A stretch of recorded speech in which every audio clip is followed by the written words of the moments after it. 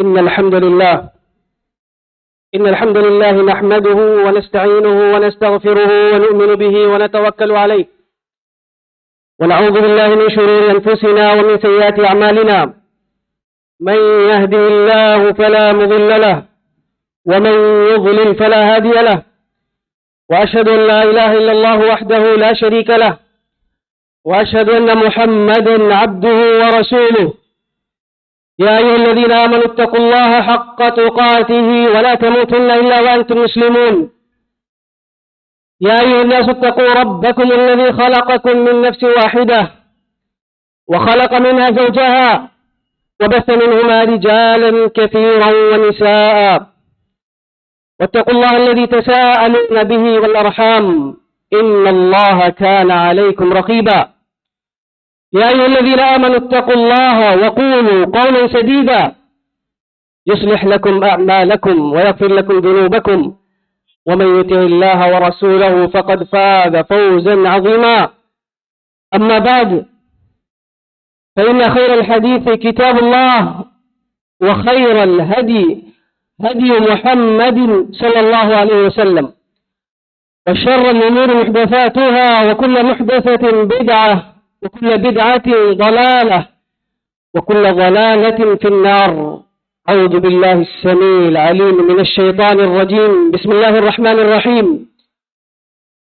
كلا بل ران على قلوبهم ما كانوا يكسبون.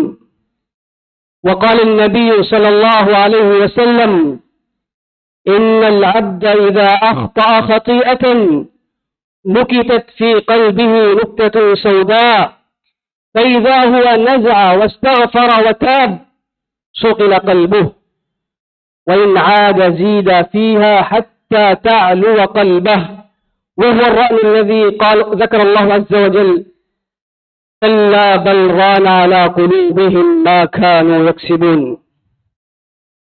قابل عزت، قابل احترام، قابل قدر بزرگوں، دوستوں، ساتھیوں اور میرے عزیز دینی ملی بھائیوں، آج کے اس خطبہ جمعہ میں جو موضوع ہے وہ گناہوں کے زندگی پر برے اثرات ہیں۔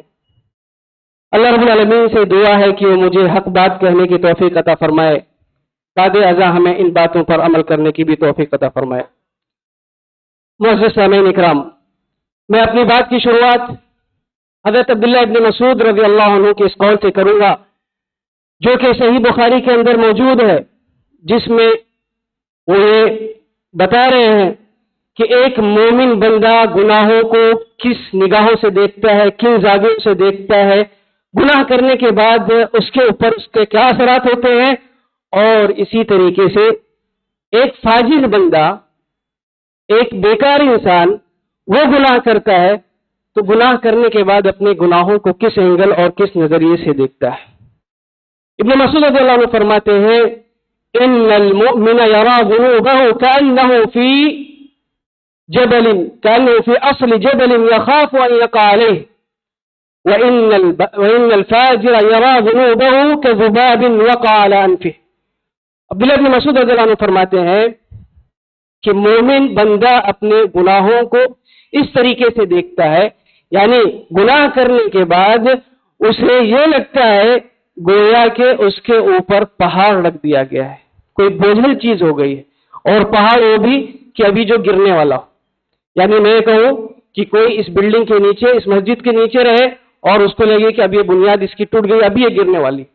اس اینگل سے، اس طریقے سے مومن بندہ گناہ کرنے کے بعد سوچتا ہے، مومن بندہ گناہ کرتا نہیں، ہو جاتا ہے، ہونے کے بعد وہ اپنے گناہوں کو اس طریقے سے دیکھتا ہے، وہ جانتا ہوئے اس کو یہ لگتا ہے کہ مجھ سے یہ جو گناہ ہو گیا یہ مجھے برباد کر دے گا، ہلاک کر دے گا، مجھے تباہ کر دے گا۔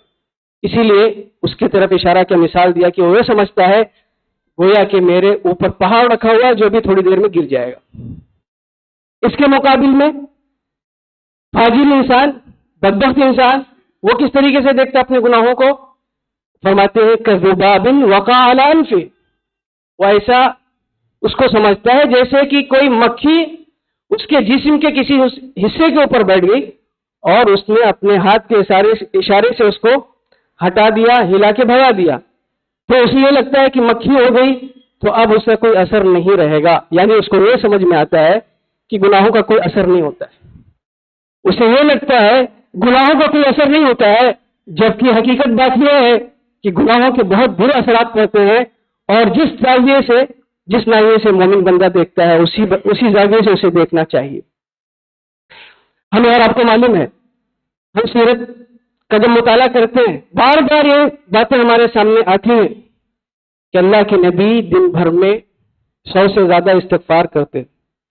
کیوں 100 سے زیادہ استغفار آپ صلی اللہ علیہ وسلم کیوں کرتے تھے؟ اسی لیے کہ ان گناہوں کے برے اثرات ہوتے ہیں، اور اپنے امتیوں کو سکھا دیں کہ بار بار اس کو پڑھتے رہو، نہیں کہ کوئی گناہ ہو جائے گا تو اس کے چکر میں پھنس جاؤ گے اور تم جو ہے ہلاک و برباد ہو جاؤ گے۔ تو اللہ کے نبی صلی اللہ علیہ وسلم بار بار استغفار کرتے تھے، 70 بار، 100 بار۔ کیوں؟ اس لیے کہ اس کے برے اثرات ہوتے۔ صحابہ اکرام نے بھی اس بات کو جان لیا تھا، اس بات کو سمجھ چکے تھے کہ ان گناہوں کے برے اثرات ہوتے ہیں، اور اسی لیے جب حضرت ابو ہریرہ رضی اللہ عنہ نے دیکھا کہ آپ کثرت سے استغفار کرتے ہیں تو انہوں نے سوچا کہ اللہ کے نبی صلی اللہ علیہ وسلم کثرت سے استغفار کرتے ہیں جبکہ آپ کے سارے گناہ معاف ہیں، آپ کے اگلے پیچھے سب کچھ معاف ہے، پھر بھی آپ کثرت سے استغفار کرتے ہیں، تو اس کا مطلب یہ ہے کہ ڈینجر ہے، یہ ہلاک و برباد کر دینے والی چیز ہے۔ تو کہتے ہیں جب میں نے دیکھا اللہ کے نبی صلی اللہ علیہ وسلم کو کثرت سے استغفار کرتے ہوئے تو میں بھی کثرت سے استغفار کرنے لگا، اور ان کے بارے میں آتا ہے کہ کم سے کم دن بھر میں 10,000 بار یا 12,000 بار استغفار کرتے تھے، 100 بار نہیں، 200 بار نہیں، 1000 بار نہیں، 2000 بار نہیں، 10,000 بار، 12,000 بار۔ تب جا کے ہم جو ہے روزانہ حضرت ابو ہریرہ رضی اللہ عنہ روزانہ ہم ان کو دعائیں دیتے ہیں۔ میں یہ کہتا ہوں کہ دنیا کا کوئی سیکنڈ خالی نہیں جاتا ہوگا جب حضرت ابو ہریرہ رضی اللہ عنہ کو دعا نہیں دی جاتی ہے، رضی اللہ عنہ ان کے نام کے ساتھ آتا ہے۔ جب بھی کوئی حدیث پڑھے گا تو روایتیں اکثر حضرت ابو ہریرہ رضی اللہ عنہ سے، فوراً وہ ان کو دعا میں یاد رکھے، یہی کیوں گناہوں سے ڈرتے تھے، تو اللہ رب العالمین نے ان کو مقبول کیا، ان کو مقبول بنایا اور ان کو نفع بخش بنایا۔ تو گناہوں کے برے اثرات ہیں، ان کے بہت برے اثرات ہیں۔ ایک اثر بھی اگر آدمی اس کو سمجھ جائے تو اس کے لیے گناہ چھوڑنے کے لیے ایک ہی اثر برا اثر اس کے لیے کافی ہے۔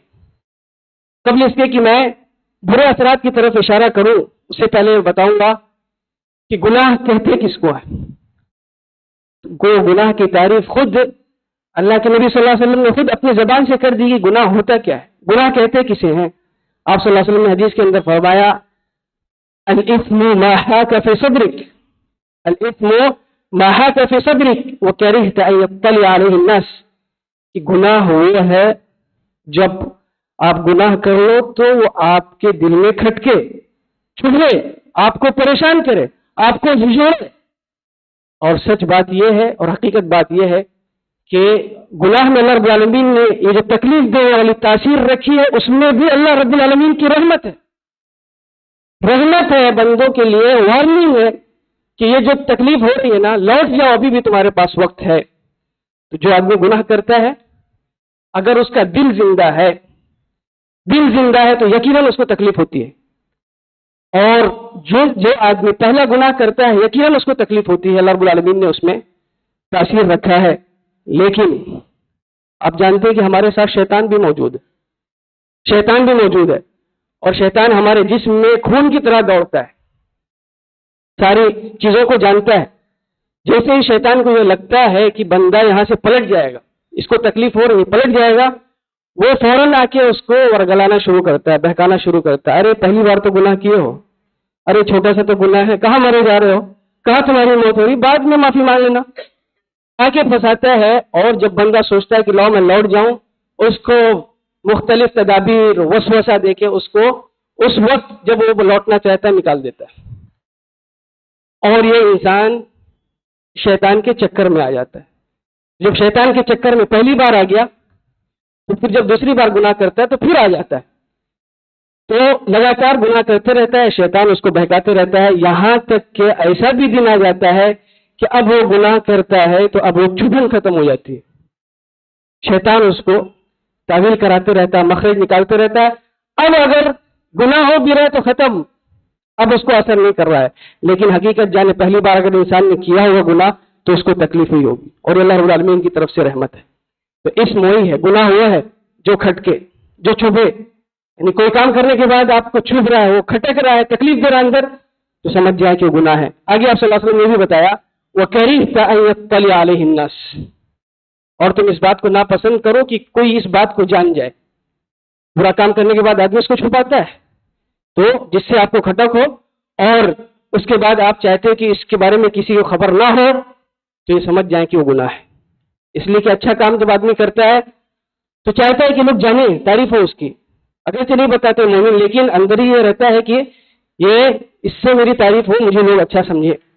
برا کام جو ہے لوگ چھپانا چاہتے ہیں۔ تو گناہ کی تعریف، گناہ کی ڈیفینیشن اللہ کے نبی صلی اللہ علیہ وسلم نے یہی بتائی ہے کہ گناہ وہ ہے جو کرنے کے بعد انسان کو جھنجھوڑتا ہے اور انسان چاہتا ہے کہ اس کے کسی کو خبر نہ ہو۔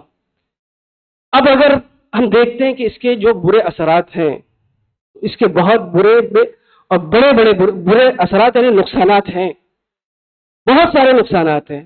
اس میں سے سب سے پہلے نقصان جو ہے یہ ہے کہ کسی بھی گناہ کی وجہ سے انسان جنت سے محروم کر دیا جا سکتا ہے، کسی بھی گناہ کی وجہ سے۔ دلیل موجود ہے، ہمارے دادا آدم علیہ السلام جنت سے کیوں نکالے گیا؟ حضرت آدم علیہ السلام کو جنت سے کیوں نکالا گیا؟ گناہ کی وجہ سے۔ اور وہ گناہ کیا گناہ کبیرہ تھا؟ جو گناہ ہم کرتے وہ نہیں، بہت معمولی سا گناہ تھا، چھوٹا سا گناہ تھا، ہلکا سا گناہ تھا، اور یہ گناہ ہو گیا تھا، جان بوجھ کے نہیں کیا تھا، جان بوجھ کے نہیں کیا تھا۔ حضرت آدم علیہ السلام نے گناہ ہو گیا تھا۔ گناہ جو تھا صرف اتنی سی بات تھی کہ فلاں درخت کے قریب مت جانا، اتنی سی بات تھی، لیکن جس وقت حضرت آدم علیہ السلام نے گناہ کیا اس وقت شیطان نے ان کو بہلا دیا، پھسلا دیا، قسمیں کھایا۔ وَقَاسَمَهُمَا إِنِّي لَكُمَا لَمِنَ النَّاصِحِينَ، یہ قسم کھا کھا کے جا کے حضرت آدم علیہ السلام سے کہا کہ میں تمہارا خیر خواہ ہوں۔ اور جب آدمی جب کسی کو پھنساتا ہے، بہکاتا ہے، اپنا شکار بناتا ہے نا، جب بیوقوف بناتا ہے نا کوئی، تو اس کا خیر خواہ بن کے ہی بناتا ہے، اس کے سامنے قسمیں کھاتا ہی ہو۔ یہ شیطان نے پہلے سے سکھا دیا۔ بہت زیادہ جو قسمیں کھائیں، جو بہت زیادہ خیر خواہ بنے، ان سے بچنے کی کوشش کریں، اس لیے کہ یہی لوگ ہیں جو آپ کا شکار بنائیں گے۔ تو شیطان نے قسمیں کھایا اور مختلف قسم کی تدابیر کی۔ اللہ رب العالمین نے کہا، اس بات کی طرف اشارہ کیا، وَلَقَدْ عَهِدْنَا إِلَىٰ آدَمَ مِن قَبْلُ فَنَسِيَ وَلَمْ نَزِدْ لَهُ عَزْمًا، کہ شیطان اس طریقے سے آ کے ورگلانے لگا، اس طریقے سے بہکانے لگا، قسمیں کھانے لگا، بتانے لگا کہ میں جو تمہارا خیر خواہ ہوں، کہ حضرت آدم علیہ السلام سے جو عہد و پیمان ہوا تھا کہ دیکھنا یہ تمہارا دشمن ہے، بھول گئے حضرت آدم علیہ السلام۔ وَلَقَدْ عَهِدْنَا إِلَىٰ آدَمَ مِن قَبْلُ فَنَسِيَ، حضرت آدم علیہ السلام بھول گئے، جان بوجھ کے وہ گناہ نہیں کیے، بہکاوے میں آ گئے۔ اس وجہ سے اللہ رب العالمین نے کہا، اس گناہ کی وجہ سے، اس کے باوجود اللہ رب العالمین نے کہا کہ تم سے یہ سزا، یہ گناہ ہو گیا ہے، اب تم اس قابل نہیں ہو کہ تمہیں جنت میں رکھا جائے۔ اب آپ بتائیں، ہم اتنے بڑے بڑے گناہ کر کے تصور کر سکتے ہیں جنت میں جانے کا؟ گناہ کا صرف آپ اتنی چھوٹے سے گناہ پہ آدمی جنت سے محروم ہو سکتا ہے، تو بڑے بڑے گناہوں سے کیا ہو سکتا ہے؟ صرف آپ اتنا ہی تصور کر لیں کہ جنت سے محروم کر دیے جائیں گے، اور مرنے کے بعد دو ہی چیزیں، یا تو جنت یا تو جہنم۔ اوپر جانے کے بعد اگر کوئی جنت سے محروم ہو گیا تو جائے گا کہاں؟ دو ہی چیزیں، یا تو جنت یا تو جہنم۔ اور اگر ایک سیکنڈ کے لیے بھی کسی کو جہنم میں ڈال دیا جائے نا، تو اس کو برداشت نہیں کر پائے گا۔ وہ آدمی یہاں سوچتا ہے کہ ارے چلو وہاں جو ہوگا دیکھ لیا جائے گا، آخر تو ہم مسلمان ہیں، کلمہ پڑھیں، لوٹ کے گھوم کے پھر کے جنت میں چلے جائیں گے۔ لیکن پہلے آپ جہنم کی صفات تو دیکھ لیں، جہنم کے بارے میں جو قرآن میں ہے اس کو پڑھیں تو، کہ اس کے بارے میں کہا کیا گیا ہے، اس کے بارے میں بتایا گیا ہے کہ اس کا جو سب سے ہلکا عذاب ہے جہنم کا جو سب سے ہلکا عذاب ہے وہ ابو طالب کے لیے ہے کہ جوتیاں پہنائی جائیں گی، آگ کی جوتیاں پہنائی جائیں گی پیر میں، تو کھوپڑی کھولے گی سر میں، اس کا عذاب، اس کی سزا، اور اس کی جو ہے تپش کھوپڑی میں جا کے لے گی۔ یہ سب سے ہلکا عذاب ابو طالب کے لیے۔ سوچیں باقی عذاب کیسے ہوں گے۔ جہنم کے بارے میں آپ صلی اللہ علیہ وسلم نے بتایا کہ اس شخص کو جو دنیا میں صرف نعمتوں میں تھا، اس میں پریشانی اور مصیبتیں دیکھا ہی نہیں. پوری دنیا میں ایسا آدمی جس نے پریشانی نام کی کوئی چیز نہیں دیکھا، اس کو اللہ رب العالمین صرف ڈبائے گا 1 سیکنڈ کے لیے، لحظہ کے لیے، سیکنڈ کے لیے ڈبا کے نکالے گا جہنم میں سے اور پوچھے گا کیا خیال ہے تمہارا، کیا کہتے ہیں اس کے بارے میں؟ وہ کہے گا کہ میں تو جانتا ہی نہیں ہوں کہ نعمتیں کیا ہوتی ہیں، آرام کیا ہوتا ہے، یہ مجھے نہیں پتا ہے، خالی ایک ڈبکی لگانے کی وجہ سے. یہ ہے جہنم کی صفت. تو اگر آدمی جہنم میں چلے بھی جائے گا 1 سیکنڈ کے لیے، تو جہنم کی آگ کو برداشت کرنا کوئی آسان کام نہیں ہے، کوئی آسان کام نہیں ہے. اس لیے آدمی کم سے کم گناہ کرتے وقت یہ سوچے کہ جنت سے محروم کر دیا جائے گا. اور ایک بات میں بتاؤں، اگر گناہ کرتے وقت آدمی یہ سوچ لے، صرف یہ سوچ لے کہ یہ جو گناہ کرنے جا رہا ہوں، گناہ کے اندر لذت ہوتی ہے، گناہ کے اندر لذت ہے، لذت اسی لیے آدمی گناہ کرتا ہے، لیکن یہ لذتیں، یہ دنیاوی لذتیں سیکنڈ بھر کے لیے، سیکنڈ بھر کی لذت ہوتی ہے. یہ کوئی آدمی شرابی ہے تو شراب پینے میں لذت جو ملے گی، جب تک شراب اس کے زبان پر آئے تب تک اس کو لذت ملے گی، اس کے بعد لذت نہیں ہے. جب آدمی گناہ کرتا ہے، جب تک گناہ میں داخل ہے جب تک لذت ملے گی اس کے بعد. لیکن یہ سیکنڈوں کی لذت ہو سکتا ہے کہ ہمیشہ کے لیے جہنم میں جانا پڑ جائے، وہاں کون برداشت کر سکتا ہے.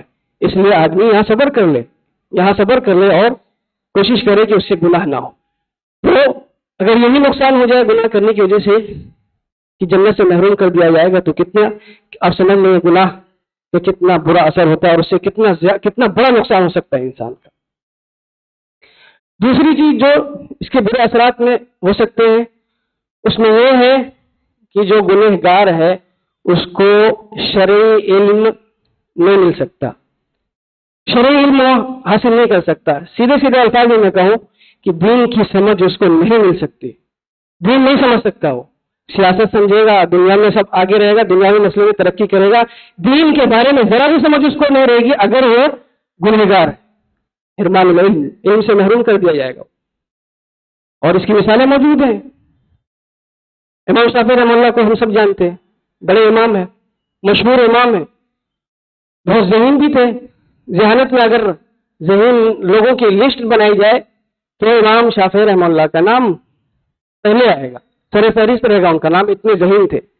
ان کے بارے میں آتا ہے کہ جب وہ یاد کرتے تھے قرآن شریف کو یا حدیثوں کو، جب یاد کرتے تھے، کتاب جب کھولتے تھے تو کتاب کھولنے کے بعد جو دوسرا صفحہ اس پر وہ کوئی چیز رکھ دیتے تھے، دوسرے صفحہ پر کوئی چیز رکھ دیتے تھے کہ کہیں غلطی سے نظر پہلے اس پہ نہ پڑ جائے، تو پہلے وہ صفحہ کیپچر ہو جائے اور ذہن میں آ جائے، اور اس کے بعد یہ صفحہ آئے تو یہ معلومات ادھر سے ادھر ہو جائے. اس طریقے سے امام شافعی رحمہ اللہ کی ذہانت تھی.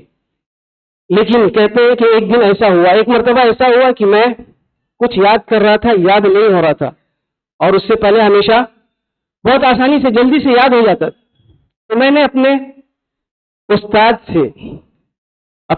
سے یہ شکایت کی اور پوچھنے کی کوشش کی کہ آخر یہ مسئلہ ایسا کیسے ہو گیا میرے ساتھ.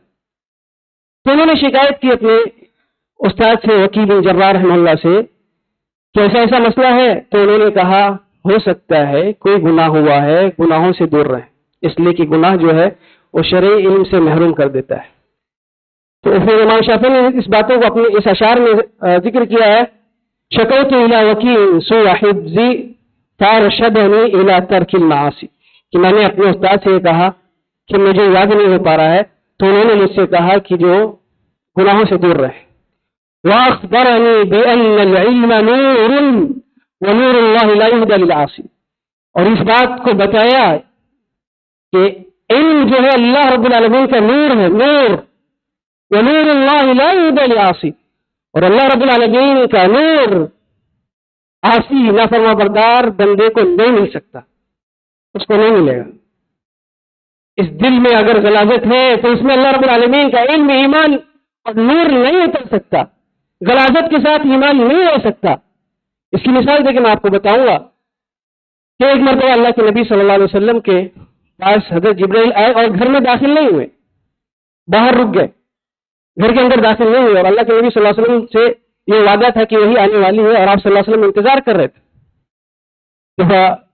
وہی نہیں آئی رات میں، تو صبح میں باہر نکلے تو حضرت جبرائیل علیہ السلام سے پوچھا کہ آپ اندر تشریف کیوں لائے؟ میں انتظار میں تھا.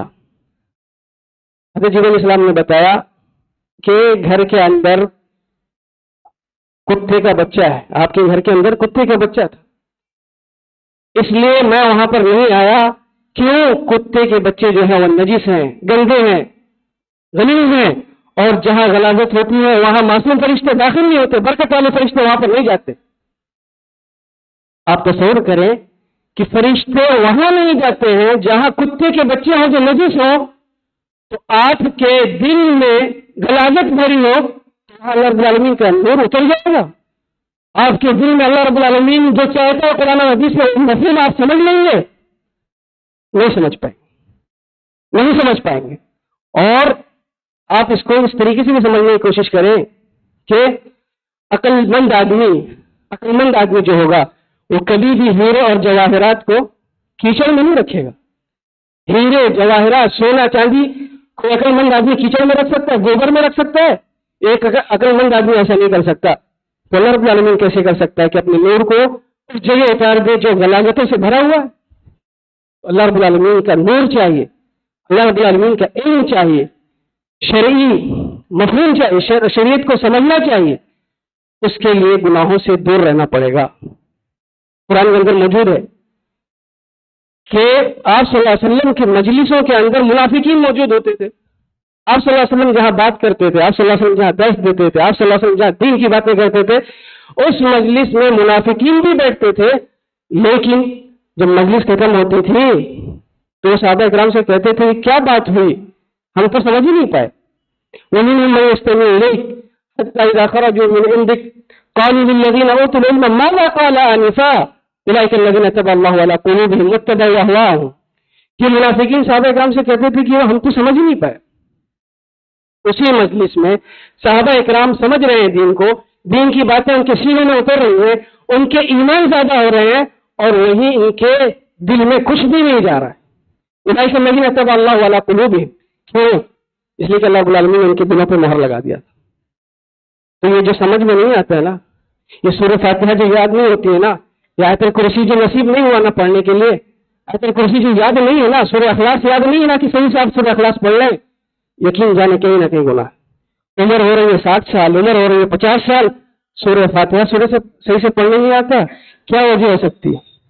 کہ اللہ رب العالمین کا آپ مفہوم تو چھوڑیں، اس کا کلام آپ نہیں پڑھ پا رہے، آپ کی زبان پہ نہیں جا رہا، دل میں کہاں سے جائے گا؟ یقیناً وہ محرومی ہے. اللہ رب العالمین نے محروم کیا ہوا ہے، اپنا علم اور اپنا نور گنہگار بندوں کو نہیں دیتا ہے. تو اگر آدمی گناہ کرے گا دین کا مفہوم نہیں سمجھ پائے گا. دین کا مفہوم اللہ رب العالمین کیا کہنا چاہتا ہے، آپ صلی اللہ علیہ وسلم کی حدیثوں میں کون سی باتیں مراد ہیں، گنہگار انسان نہیں سمجھ سکتا ہے. تو یہ اس کے نقصانات میں سے. تیسرا نقصان اس کا گناہ کرنے کا کہ آدمی جب گناہ کرتا ہے تو اللہ رب العالمین اس کو نیک کام کرنے کی توفیق نہیں عطا کرتا ہے. نیک کام کرنے کی کوئی کام بھلائی کا نہیں کر سکتا، اللہ رب العالمین توفیق نہیں دیتا. یہ سمجھ رہا ہے کہ میں تو مست ہوں، میں تو مست فجر میں سو رہا ہوں. حقیقت یہ گناہ کہ اللہ رب العالمین توفیق نہیں دے رہا. گناہوں کی وجہ سے توفیق نہیں ملتی ہے کہ آدمی نیک کام کر لے، نیک کام کرنے کی توفیق نہیں ملتی ہے. اسلاف کے اندر یہ مثالیں موجود ہیں کہ ان سے گناہ، اگر کوئی نیک کام نہیں ہوتا تھا، اچھا کام نہیں کر پاتے تھے، نفل نمازیں نہیں پڑھ پاتے تھے، تہجد کی نماز نہیں پڑھ پاتے تھے، تو ان کو ٹینشن ہوتا تھا کہ یہ آخر میں اس سے محروم کیوں کر دیا گیا، تہجد کیوں نہیں پڑھ پا رہا ہوں، میں تہجد کیوں نہیں پڑھ پا رہا ہوں. میں بات کر رہا ہوں نفل نمازوں کی. نوافل ان سے اگر فوت ہو جاتی تھی تو ان کو ٹینشن ہوتا تھا کہ آخر مسئلہ کیا ہے. ایک طرف میں سے ایک کے بارے میں آتا ہے، وہ کہتے ہیں حرمت قیام اللیل 6 اشہر بذنب اصبت، کہ مجھے قیام اللیل سے محروم کر دیا گیا. وہ خود کہتے ہیں مجھے محروم کر دیا گیا، میں 6 مہینے جو ہے قیام اللیل تہجد نہیں پڑھ پایا. تو مجھے ٹینشن ہوا کہ آخر ایسا ہوا کیا ہے. وہ کہتے ہیں کہ میں نے محاسبہ کیا اپنے نفس کا، میں نے دیکھا کہ آخر ایسا مسئلہ کیا ہے، کیوں مجھے اس نیک کام سے اللہ رب العالمین نے محروم کر دیا ہے. تو کہتے ہیں جب میں نے ٹٹولا اپنے آپ کو تو میں نے پایا کہ میں نے کوئی گناہ کیا ہے. میں نے اپنی زندگی میں ایک گناہ پایا، ایک گناہ، اور یہ سمجھ گئے کہ اسی گناہ کی وجہ سے اللہ رب العالمین نے مجھے محروم کیا ہے۔ اس زمانے میں لوگوں کے پاس گناہ نہیں ہوتے تھے وہ بہت کم، اور جب کوئی محرومی ہوتی تھی عبادتوں سے تو سمجھ جاتے تھے کہ وہی گناہ ہے۔ ہم فجر نہیں پڑھ رہے، پتہ نہیں گناہوں میں ڈوبے ہیں، کچھ احساس بھی نہیں ہوگا کہ یہ فجر کی نماز جو چھوٹی ہے کس بنا پہ، کون سے گناہ کی وجہ سے چھوٹی ہے۔ آخری بار میرے خیال سے فجر کی نماز با جماعت ہم نے پڑھی ہوگی تو رمضان کی 29ویں رات کو، اس کے بعد سے مسجد کا منہ نہیں دیکھے، مست ہو کے سو رہے۔ تو یہ جو آپ سو رہے نا، محرومی ہے، آپ گناہ میں مبتلا ہیں، بڑے بڑے گناہ کر رہے ہیں، اسی وجہ سے اللہ رب العالمین توفیق چھینا ہوا ہے۔ تو انسان اگر گناہ کرتا ہے تو اللہ رب العالمین اس کو نیک کام کی توفیق نہیں دے گا کہ وہ نماز پڑھ لے، روزہ رکھ لے، وہ نفلی روزے رکھ لے، عبادت کر لے، اس کی زبان سے سبحان اللہ ادا ہو جائے، اس کی زبان سے اللہ اکبر ادا ہو جائے، وہ کھلے دل سے، سچے دل سے، اچھے دل سے کسی کو صدقہ دے دے، کسی کی مدد کر دے، خیر کا کام نہیں ہوگا، جو بھی ہوگا مباح کام میں نہیں ہوگا، یا برے کاموں میں جو ہے اپنے پیسے خرچ کرے گا اور اپنا ٹائم نہیں پاس کرے گا، برکت اس کے ٹائم کی بھی ختم ہو جائے گی، پیسے کی ساری برکتیں ختم ہو جائے گی، سارے پیسے سارے وقت ایسی جگہ استعمال ہوں گے جس کا آخرت میں کوئی فائدہ نہیں ملے گا۔ تو یہ ہے گناہوں کے برے اثرات۔ اور اسی طریقے سے گناہ کے برے اثرات یہ ہیں کہ یہ گناہ اس دل کو برباد کر دیتا ہے، سڑا دیتا ہے، خراب کر دیتا ہے، اس دل کو خراب کر دیتا ہے، سڑا دیتا ہے۔ اور آپ کو معلوم ہونا چاہیے کہ ہمارے جسم کے اندر جو بھی حصے ہیں، جتنے بھی حصے ہیں، اللہ رب العالمین نے سب کو کسی کام کے لیے بنایا۔ ہاتھ کو بنایا تاکہ اس سے پکڑے، آنکھوں کو بنایا تاکہ اس سے دیکھے، پیروں کو بنایا چلنے کے لیے۔ جسم کے اندر جتنے بھی پارٹ ہیں، جتنے بھی حصے ہیں، اس کے کوئی نہ کوئی کام ہے۔ اگر یہ چیزیں اپنا کام نہ کریں تو اس کا مطلب یہ چیز بیمار ہے، اس کے اندر بیماری ہے اور یہ کام کرنے کی صلاحیت نہیں رکھتا۔ ہاتھ سے اگر کام نہ ہو پکڑنے کا تو اس کا مطلب یہ سڑ گیا، فاسد ہو گیا، برباد ہو گیا، بیمار ہے۔ اسی طریقے سے دل کا کام یہ ہے کہ وہ حق کو پہچانے، حق کو پہچانے۔ تو جب دل سڑ جاتا ہے نا تو حق پہچانا ہی جاتا ہے۔ پریشان رہتے ہیں، ارے بھائی سوشل میڈیا پہ یہ ہو رہا وہ ہو رہا، کچھ سمجھ میں نہیں آ رہا۔ سمجھ میں اسی لیے نہیں آ رہا کہ دل سڑ چکا ہے، دل سڑ چکا ہے۔ آپ کو سمجھ میں نہیں آئے گا کون سا منہج صحیح ہے، کون سا اسلام سے صحیح ہے، کن کی باتیں صحیح ہیں۔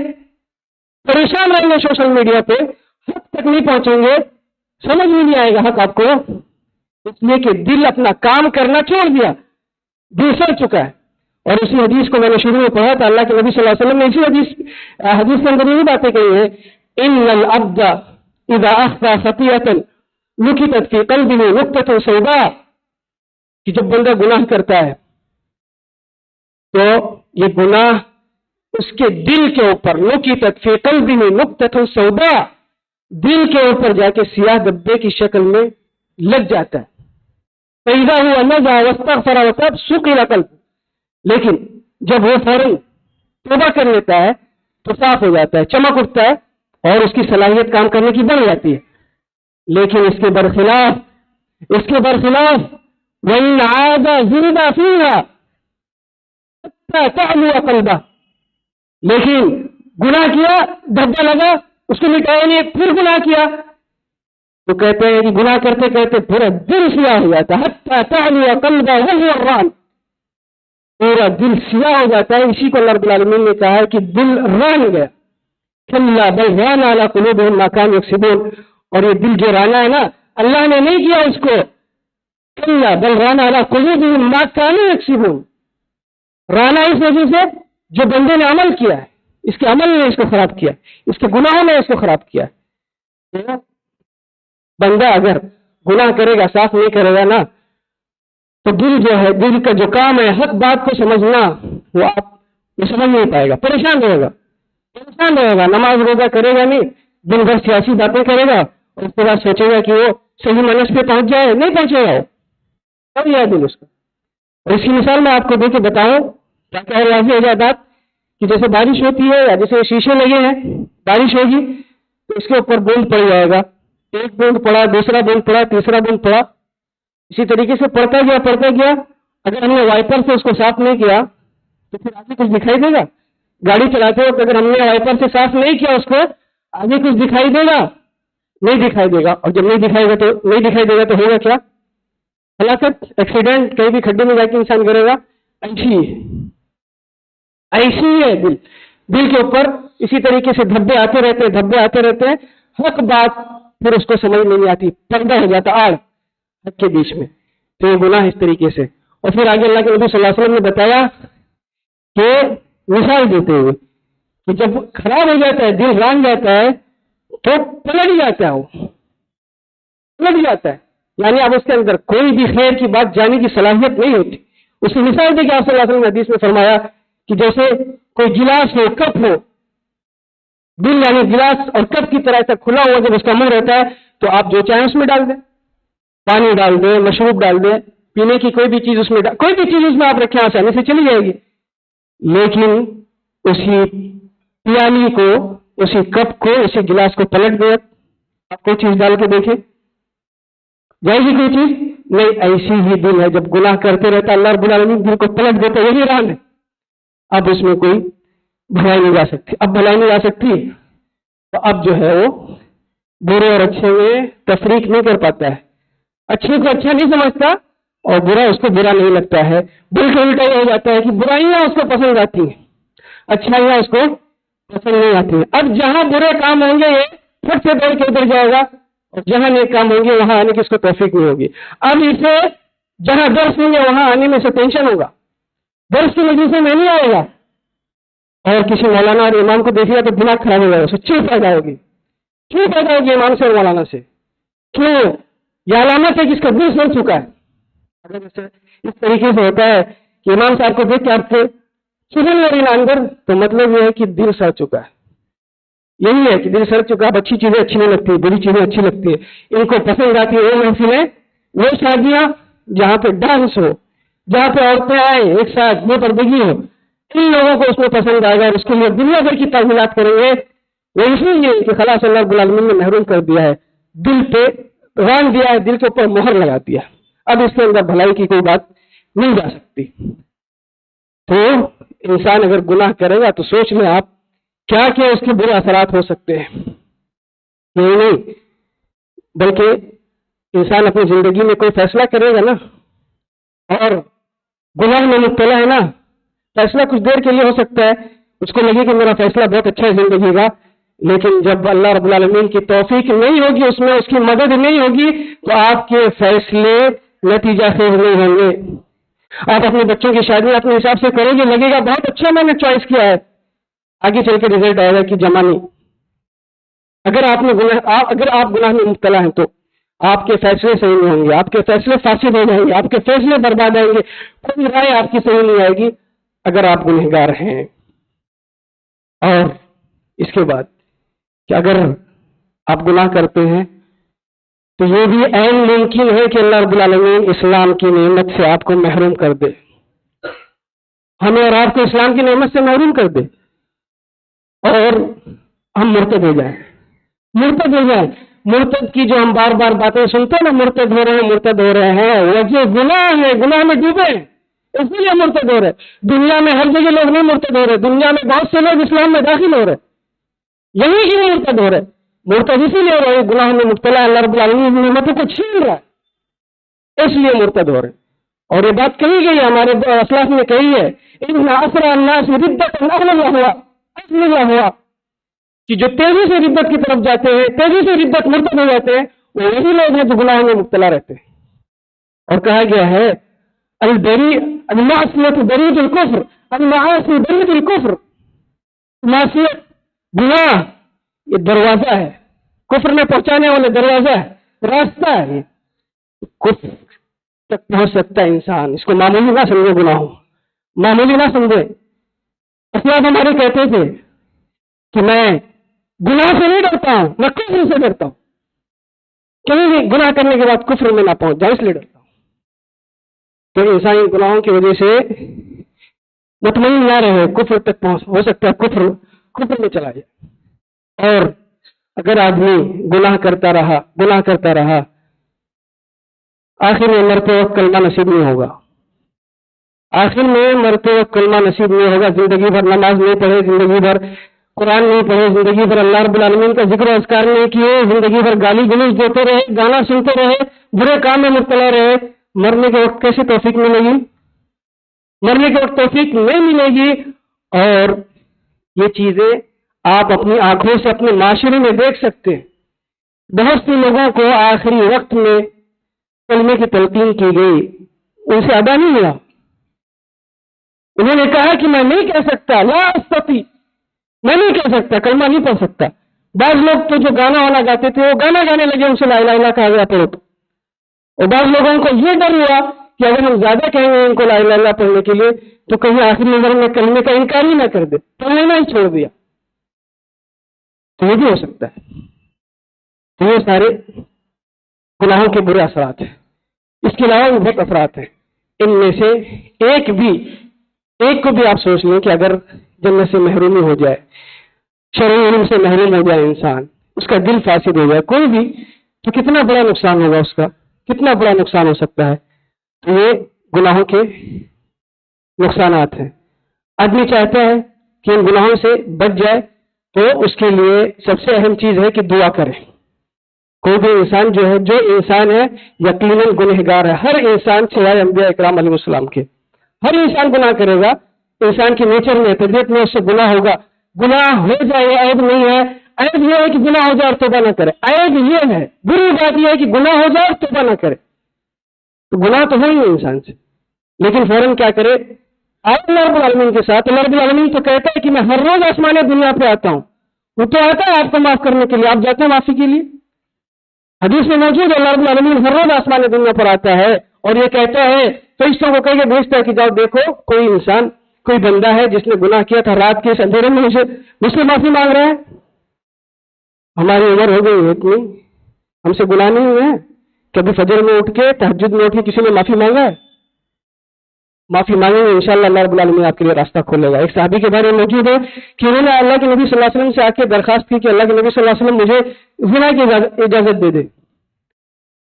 تو اللہ کے نبی صلی اللہ علیہ وسلم نے ان کو سمجھایا، عقلی طور پہ سمجھایا کہ مناسب نہیں ہے، اس کے بعد ان کے لیے دعا کی، آپ صلی اللہ علیہ وسلم نے دعا کی۔ وہ صحابی کہتے ہیں کہ اللہ کے نبی صلی اللہ علیہ وسلم نے جب دعا کی میرے لیے تو اس کا اثر یہ ہوا کہ میں مجلس سے جب باہر نکلا تو وہ گناہ میرے نگاہ میں سب سے خراب چیز ہو گئی۔ آیا تھا تو بہت اچھی تھی، لیکن جب نکلا تو سب سے مبغوض، سب سے ناپسندیدہ چیز وہ گناہ میرے نگاہ میں ہو گیا۔ تو گناہ تو ہوں گے ہم سے، لیکن شرط یہ ہے کہ اللہ رب العالمین کی طرف لوٹے۔ اللہ رب العالمین معاف کرنے والا ہے۔ اللہ رب العالمین ہر روز آسمان دنیا پہ آتا ہے۔ اللہ رب العالمین قرآن میں کہتا ہے قل یا عبادی الذین اسرفوا علی انفسہم لا تقنطوا من رحمت اللہ ان اللہ یغفر الذنوب جميعا انہ هو الغفور الرحیم۔ کیا میرے بندو گناہوں میں ڈوبے ہو تم؟ میری رحمت سے مایوس نہ ہو، آؤ میرے پاس، میں راستہ نکالوں، آؤ تو میرے پاس۔ لا تقنطوا من رحمت اللہ ان اللہ یغفر الذنوب جميعا، یقیناً اللہ رب العالمین سارے گناہوں کو معاف کر دیتا ہے۔ ان اللہ هو الغفور الرحیم، غفور معاف کرتے رہتا ہے، بہت زیادہ معاف کرنے والا، بہت زیادہ رحیم ہے۔ کہتے ہیں ہم رحمان رحیم، اس کے پاس جائیں تو صحیح۔ اللہ رب العالمین اپنے بارے میں کہتا ہے غفارا، غفارا یعنی بار بار معاف کرنے والا، پھر گناہ ہوا معافی مانگو معاف کر دے گا، اسی کو کہا جاتا ہے غفارا۔ اللہ رب العالمین سے دعا ہے کہ اللہ رب العالمین ہمیں گناہوں سے بچنے کی توفیق عطا فرمائے۔ اللہ رب العالمین ہمیں ان کاموں کی توفیق عطا فرمائے جس سے ہم جنت سے قریب ہو سکے، جس سے ہم اللہ رب العالمین سے قریب ہو سکے، اور جب تک ہمیں زندہ رکھے، ایمان پر زندہ رکھے اور ہمارا خاتمہ ہو تو ایمان پر۔ اقول قولی ھذا واستغفر اللہ لی ولکم ولسائر المسلمین من کل ذنب فاستغفروہ انہ هو الغفور الرحیم۔